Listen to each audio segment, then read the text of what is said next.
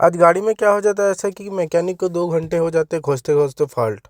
और चलो कैसे बताता हूँ। मॉर्निंग गई, सुबह सुबह उठता हूँ, उठने के बाद फिर मैं कार में बैठ जाता हूँ क्योंकि हम आज हमें जाना रहता है दुर्ग। मौसम का मज़ा लेते लेते हम लोग पहुँचते हैं रिसाली। रिसाली फिर पहुँचते हैं, फिर उसके बाद हम लोग बैठे रहते हैं, पापा मैं और मम्मी और 2-3 लोग।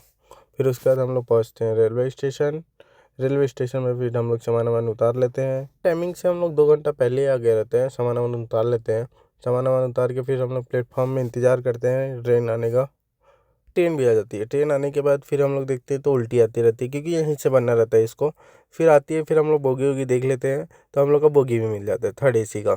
फिर इसके पापा लोग को सीट में बैठा देता हूँ। बैठाने के बाद हम लोग आ जाते हैं ट्रेन के बाहर। फिर हम लोग निकल जाते हैं स्टेशन के बाहर। और हम लोगों के पास टिकट भी नहीं रहती, प्लेटफॉर्म टिकट, तो हम लोग बचते बचाते निकलते हैं वहाँ से।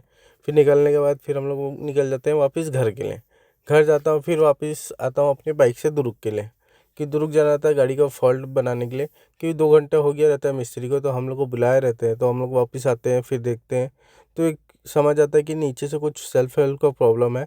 तो फिर ये मिलता है ये छोटा सा फॉल्ट। मैं जाता हूँ एक दुकान पे ये कुछ रहता है पता नहीं है मेरे को, तो फिर उसको ला के देता हूँ मिस्त्री साहब को। फिर वो आते हैं, फिर उसको साफ वाफ करना स्टार्ट कर देते हैं।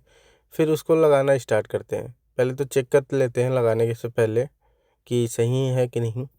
उसके बाद चेक करने के बाद सही होता है, फिर उसको लगा देते हैं। फिर लगाने के बाद हम लोग को भी अच्छा लगता है कि 2 घंटे से वो कुछ ना कुछ खोज ही रहा रहता है।